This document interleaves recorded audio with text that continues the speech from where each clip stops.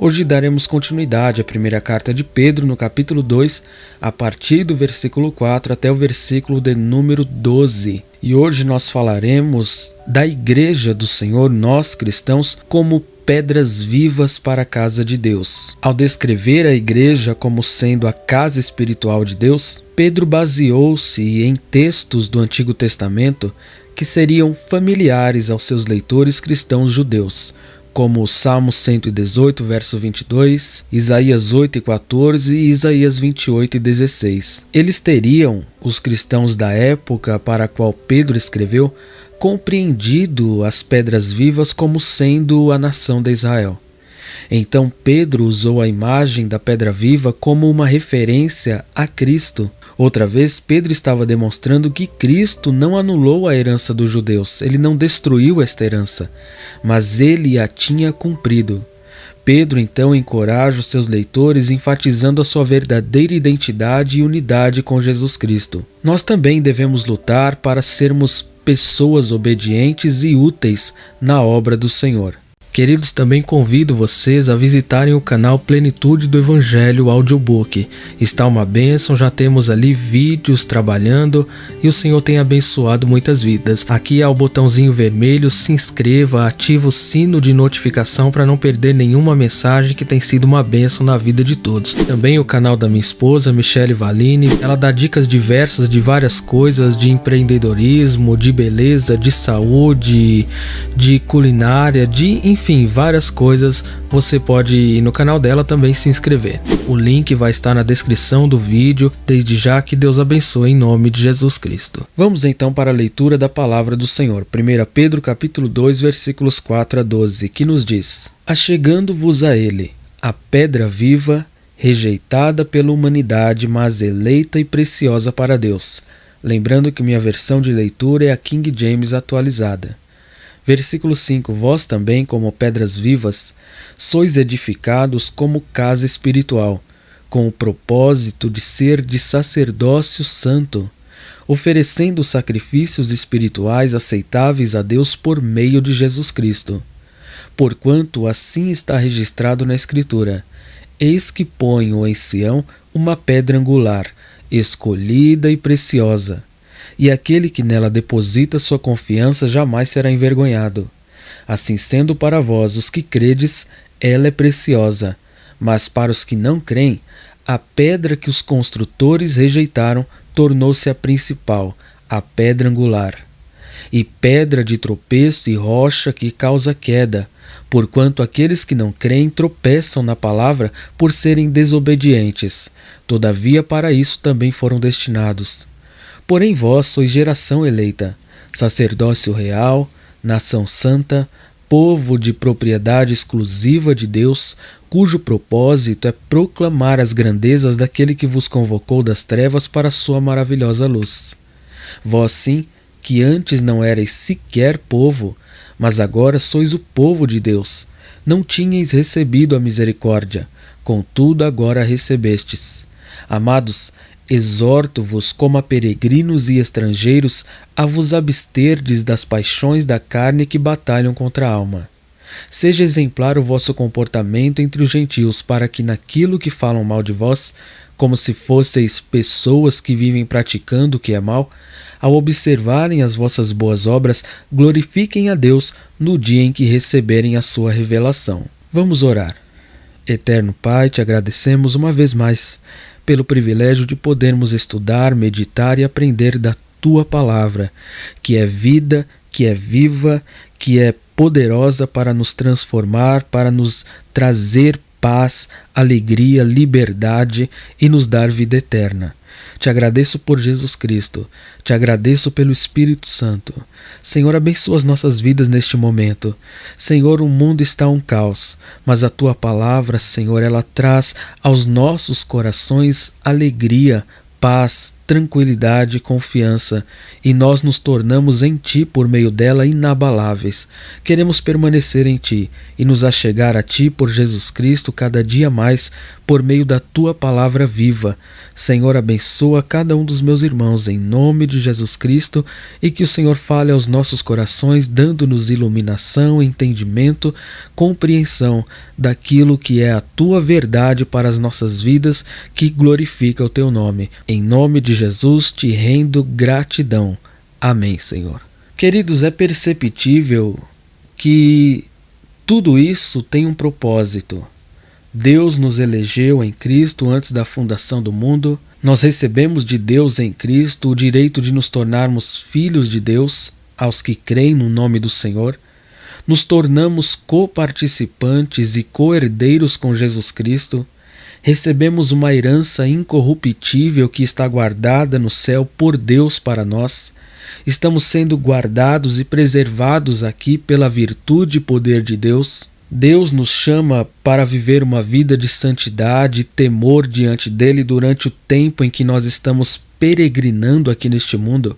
E nós devemos, pela própria graça de Deus a nós concedida, servi-lo, adorá-lo, glorificá-lo, vivendo uma vida de obediência e piedade. Pedro diz: achegando-vos a ele a pedra viva, ele está falando de Cristo, rejeitada pela humanidade, mas eleita e preciosa para Deus. Usando uma nova metáfora aqui, uma figura conhecida, popular, Pedro empregou imagens do Antigo Testamento para escrever o relacionamento dos cristãos com Deus, o nosso relacionamento com Deus. Nós podemos constantemente nos achegar ou nos aproximar de Cristo. As palavras aqui, achegar-se, não se referem à salvação inicial, mas à constante aproximação e à nossa vinda à presença de Cristo, nossa comunhão com Ele. No Antigo Testamento, somente os sacerdotes tinham este privilégio, como vocês sabem. Somente os sacerdotes poderiam entrar no tabernáculo, o sumo sacerdote era privilegiado e tinha a responsabilidade de entrar no Santo dos Santos uma vez por ano, mas sob a nova aliança, todos os cristãos que receberam a Cristo, creram nele, foram eleitos por Deus, podem comparecer diante de Deus a qualquer momento com qualquer necessidade. Pedro descreveu a Jesus Cristo como uma pedra viva. A imagem de pedra é extraída do Salmo 118, verso 22, e também de outras passagens do Antigo Testamento. O próprio Jesus tinha aplicado estas palavras a si mesmo quando falou de ser rejeitado pelo seu próprio povo. Veja, por exemplo, Mateus 21, 42. Então Jesus lhes inquiriu: nunca lestes isto nas Escrituras? A pedra que os construtores rejeitaram tornou-se a pedra angular. E isso procede do Senhor, sendo, portanto, maravilhoso para nós. Jesus, portanto, mostra que esta expressão profética do Antigo Testamento se cumpre na sua pessoa e no seu ministério. Pedro tinha citado este versículo em seu sermão no dia de Pentecostes. Atos capítulo 4, versículos 11 e 12. Este Jesus é a pedra que foi rejeitada por vós os construtores, a qual foi posta como pedra angular. E, portanto, não há salvação em nenhum outro ente, pois em todo o universo não há nenhum outro nome dado aos seres humanos pelo qual devamos ser salvos. Então Pedro cita esta passagem e a pessoa e obra de Jesus Cristo no dia de Pentecostes. E ele acrescenta o adjetivo viva, pedra viva, ou seja, Cristo vive e dá vida àqueles que creem no seu nome. Também do Salmo 118, verso 22, vem a informação de que Jesus foi reprovado pelos homens. Embora rejeitado, desprezado por muitos, Jesus agora é a pedra angular da igreja, a parte mais importante dela. Ele é para com Deus eleito e precioso. Embora eleito e precioso para com Deus, Jesus teve que sofrer enormemente para realizar a vontade de Deus. Foi o seu precioso sangue, conforme Pedro diz no versículo 19 do primeiro capítulo. Este sangue que nos redimiu, que nos resgatou, que nos comprou. Portanto, os crentes também são muito preciosos para Deus. Pedro encorajou estes cristãos que estavam sofrendo, sendo afligidos, caluniados, sendo perseguidos, dizendo-lhes que, como Cristo, eles também tinham sido eleitos por Deus. É o que ele diz no início desta epístola. E prossegue: vós também, como pedras vivas, sois edificados como casa espiritual com o propósito de ser de sacerdócio santo, oferecendo sacrifícios espirituais aceitáveis a Deus por meio de Jesus Cristo. Pedro levou a imagem adiante, descrevendo os cristãos como sendo também, semelhantemente, pedras vivas. Por quê? Porque recebem a vida de Cristo, que é a pedra viva. Agora, se estas pedras receberam a vida de Cristo e são vivas, que atividades deveriam estar realizando? Qual é a sua utilidade? Em primeiro lugar, elas deveriam estar gratas por serem edificadas na casa espiritual de Deus. Mas Deus é Espírito, e pelo fato de Deus ser Espírito, conforme Jesus diz em João 4,24, ele vive em uma casa espiritual no meio do seu povo, e não mais em algum edifício físico em especial. Os cristãos não apenas são as pedras que edificam a casa espiritual de Deus, mas também servem ali como sacerdotes santos para oferecer a Deus sacrifícios espirituais agradáveis a Ele. Esta é uma metáfora dupla. Nós somos tanto o templo como os sacerdotes que servem nele. Paulo diz em 1 Coríntios 6,19 que nós somos templo do Senhor, templos do Espírito Santo. Assim como os sacerdotes serviam no templo, os crentes também devem ser sacerdotes. Pedro está usando as palavras de Êxodo 19:6, onde Deus prometeu à nação de Israel que ela seria uma nação sacerdotal, um reino sacerdotal e um povo santo, separado para ele, se permanecessem obedientes à sua palavra. O povo de Deus, ou seja, todos aqueles que creem em Jesus Cristo, tornaram-se este povo santo, este reino de sacerdotes. Os sacerdotes do Antigo Testamento compareciam diante de Deus em apenas momentos específicos e somente depois de seguir cuidadosa e minuciosamente as instruções para a purificação. Já o povo de Deus pode comparecer diante de Deus em sua presença a qualquer momento, pois já foram purificados pela palavra, pelo sangue de Cristo e pelo Espírito Santo. Os sacerdotes do Antigo Testamento ofereciam sacrifícios de animais no templo. O povo de Deus também oferece sacrifícios, mas estes são sacrifícios espirituais, sacrifício de gratidão, sacrifício de louvor. A sua própria vida é como um sacrifício vivo, santo e agradável a Deus. Vemos nas Escrituras que todas as partes da nossa vida, nosso trabalho material, nossas atividades, nossas diversões, nossa generosidade, nossos pontos de vista e objetivos, tudo deve ser entregue a Deus como um sacrifício espiritual e agradável. Quando nós aprendemos a agradar a Deus e a seguir as suas instruções, as suas orientações, tudo o que fazemos glorifica-o, agrada a Ele. Estes sacrifícios são espirituais porque nós só conseguimos nos entregar a Deus com a ajuda do Espírito Santo.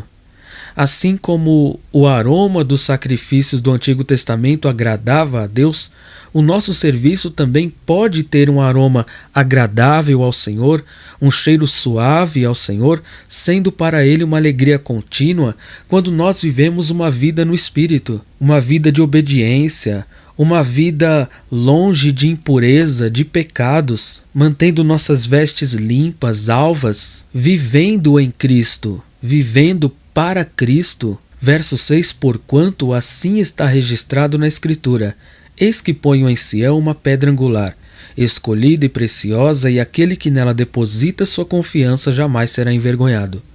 Para dar apoio às suas palavras, lá nos versículos 4 e 5, Pedro citou as Escrituras mencionando diversas passagens do Antigo Testamento.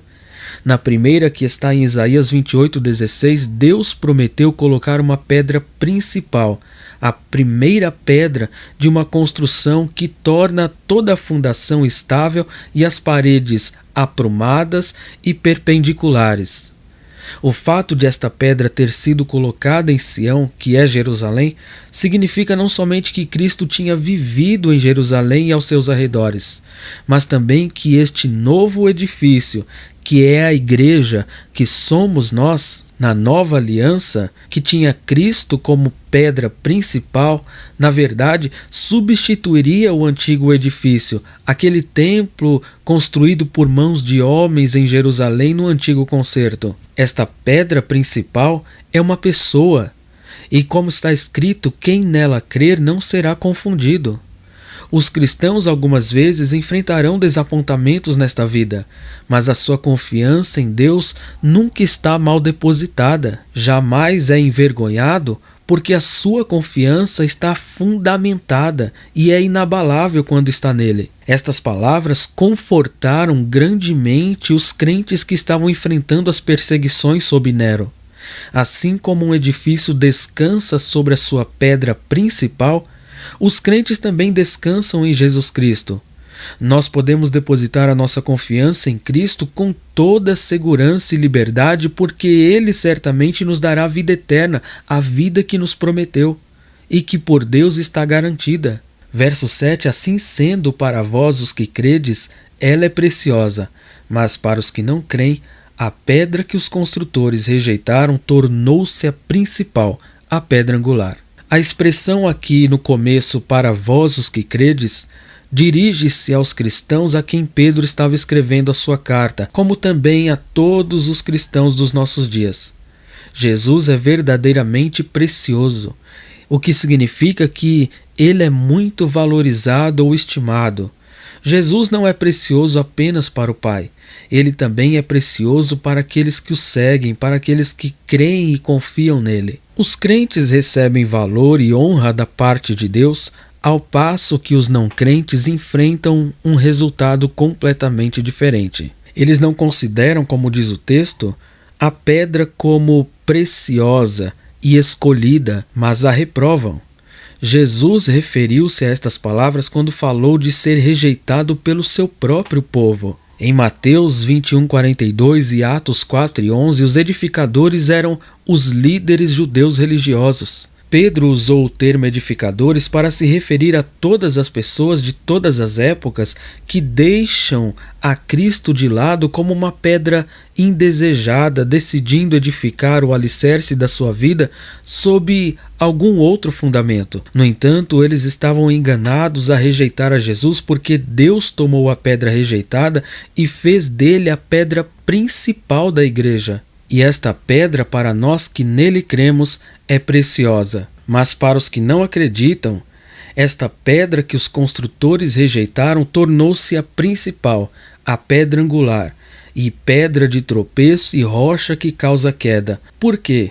Aqueles que não creem tropeçam na palavra por serem desobedientes. Citando uma vez mais o profeta Isaías 8:14, Pedro explicou que os edificadores não apenas rejeitaram a pedra humilhada que depois se tornou a pedra angular, a pedra principal, mas eles também tinham tropeçado e caído sobre esta pedra. A palavra tropeço pode significar tropeçar e cair, ou pode significar ressentir-se com alguém ou ressentir-se com alguma coisa, ou ainda rejeitar alguém ou rejeitar alguma coisa.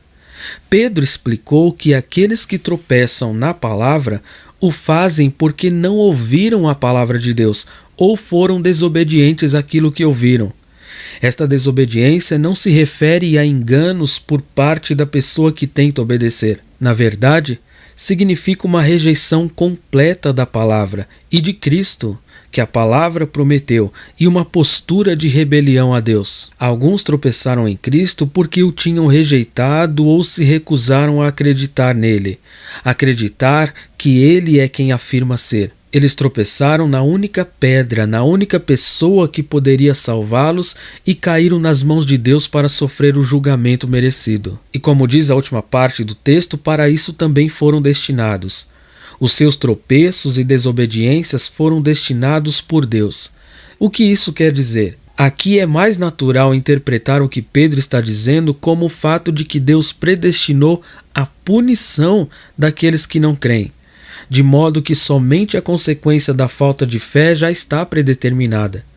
O fato da predestinação não implica que todas as nossas escolhas sejam predeterminadas. Por Deus ser atemporal, por ele não estar limitado pelo tempo como nós estamos, ele vê o passado, o presente e o futuro ao mesmo tempo. O conhecimento prévio de Deus, na medida em que podemos compreendê-lo, significa que Deus sabe quem irá aceitar a oferta de salvação e quem irá rejeitá-la. Aqueles que decidirem desobedecer deliberadamente a Deus irão tropeçar e cair. Verso 9: Porém, vós sois geração eleita, sacerdócio real, nação santa, povo de propriedade exclusiva de Deus, cujo propósito é proclamar as grandezas daquele que vos convocou das trevas para a sua maravilhosa luz. Este versículo compara o privilégio e o destino dos crentes com o dos que não creem. Os crentes são uma geração eleita, um grupo distinto do resto do mundo, unificado pelo Espírito Santo. Assim como a nação de Israel tinha sido o povo eleito de Deus, os cristãos tornaram-se o povo de Deus não pelo nascimento físico em uma determinada raça, mas pelo novo nascimento espiritual na família de Deus por intermédio de Jesus Cristo. Os cristãos também são o sacerdócio real e a nação santa de Deus, conforme Êxodo 19. Ser parte de um sacerdócio é uma grande honra para os cristãos. Na época do Antigo Testamento, as pessoas não se aproximavam diretamente de Deus. Em vez disto, um sacerdote agia como intermediário entre Deus e os seres humanos pecadores. Com a vitória de Jesus Cristo na cruz e a sua ressurreição, este modelo mudou. Agora os cristãos podem ir diretamente à presença de Deus sem nenhum temor. Além disto, eles receberam a responsabilidade de trazer outros a Ele. Unidos com Jesus como membros do seu corpo, os cristãos colaboram com o seu trabalho sacerdotal de reconciliar Deus e as pessoas. Nação Santa se refere aos cristãos como um povo que é diferente de todos os outros devido à sua devoção a Deus e também da sua separação do pecado e do mundo corrompido. Os crentes são um povo de propriedade exclusiva de Deus. Uma linguagem semelhante é encontrada em Êxodo 19:5 e em Malaquias 3:17. O povo de Deus é formado por aqueles que são fiéis a Ele, portanto, isto refere-se aos cristãos. O povo especial de Deus deve anunciar as virtudes daquele que os chamou das trevas para a sua maravilhosa luz. Os cristãos foram redimidos com um objetivo especial. Este objetivo é glorificar, louvar aquele que os tirou das trevas do pecado e do seu ambiente hostil para a luz da vida eterna, sua maravilhosa luz. Verso 10: Vós sim que antes não erais sequer povo, mas agora sois o povo de Deus. Não tinhais recebido a misericórdia, contudo agora a recebestes. Este versículo é uma adaptação de Oséias capítulo 1, versículos 9 e 10 e Oséias 2:23. Oséias, o profeta do Senhor, estava descrevendo a rejeição de Israel por parte do Senhor Deus, seguida pela sua restauração futura. Paulo usou estes mesmos versículos de Oséias e os aplicou aos crentes gentios, lá em Romanos 9. Pedro aplicou estes versículos à igreja do Novo Testamento como um todo. Assim como Israel tinha sido em certa ocasião rejeitado por Deus, sem nenhuma esperança de perdão pelos seus pecados, também os cristãos tinham sido em certa ocasião rejeitados por Deus sem nenhuma esperança de misericórdia. Mas os crentes agora são o povo de Deus porque foram por Ele escolhidos e alcançaram e receberam a misericórdia. Misericórdia significa o tratamento compassivo que Deus dedica a nós, mesmo que mereçamos a plenitude da sua justiça, mesmo que mereçamos a sua ira, o seu julgamento. Deus não tinha a obrigação de reunir um povo a quem ele não mostraria misericórdia. Nenhum de nós merece a sua menor consideração, a sua atenção. Porém, chamando a si um povo e derramando abundantemente a sua misericórdia sobre este, Deus dá uma evidência impressionante do seu grande favor e do seu grande amor. Esta misericórdia deve afetar a maneira como cada um de nós vivemos, como Pedro irá ressaltar nos versículos seguintes. Portanto, ele diz: Amados, Exorto-vos como a peregrinos e estrangeiros a vos absterdes das paixões da carne que batalham contra a alma. Ele está advertindo os crentes a se lembrarem da sua condição de peregrinos e forasteiros no mundo. Irmão, não se esqueça disso. Eu sei que é difícil viver o cristianismo. Nós buscamos conforto, nós buscamos ficar bem e viver bem. Mas nunca se esqueça que você foi chamado por Deus e é um peregrino neste mundo. Você, eu, nós estamos aqui somente de passagem. O mundo não é o nosso verdadeiro lar. O nosso verdadeiro lar está junto de Cristo. Estamos de passagem aqui neste mundo a caminho do nosso lar celestial, na glória celestial. Portanto, devemos permanecer tão incólumes, tão separados quanto possíveis contra os pecados descontrolados deste mundo, que dominam este mundo, que dominam o homem sem Deus, abstendo-nos das concupiscências carnais, aqueles desejos malignos, mundanos que tentam subjugar a nossa vontade e nos escravizar. Como nós não iremos escapar do nosso ambiente pecaminoso até que Cristo retorne, da sua influência, das tentações de Satanás, e como ainda temos uma natureza pecaminosa que quer que nós realizemos os seus desejos, não seremos capazes de permanecer completamente livres do pecado e seus efeitos. Porém, podemos nos abster, controlando os desejos desde o princípio. Para tanto, precisamos, como sempre digo, nos sujeitar a Deus e receber o poder do seu Espírito Santo. Por que nós devemos nos abster dos desejos pecaminosos? Porque estes desejos combatem contra a nossa própria alma, como diz Pedro aqui. Quando nós nos tornamos crentes, uma batalha inicia-se, pois Satanás é o inimigo de Cristo e de seus seguidores. A palavra alma aqui refere-se à parte interior e espiritual de uma pessoa. Os desejos vêm do nosso íntimo, como Jesus disse, vêm do nosso coração. Frequentemente, nossos desejos pecaminosos nunca se tornam verdadeiramente atos pecaminosos. Pedro escreveu que, embora os crentes saibam que a sua vida e ações devam ser transformadas por Cristo, eles também precisam ter a sua vida interior transformada, dominada pelo Espírito Santo. É isto que Paulo quer dizer quando diz: andai em espírito, vivei no espírito, subjugais os vossos membros pelo poder do Espírito. Os desejos pecaminosos podem parecer muito menos ruins do que os atos pecaminosos. Mas Pedro explicou que eles também podem nos ferir em meio à luta que travam contra a nossa alma. Maus desejos alimentados, mesmo que sejam desejos que nunca serão postos em prática, tiram a nossa concentração de Cristo, minam o nosso vigor espiritual e levam o nosso coração dos desejos celestiais aos desejos terrenos. Todos os maus atos começam com um único pensamento.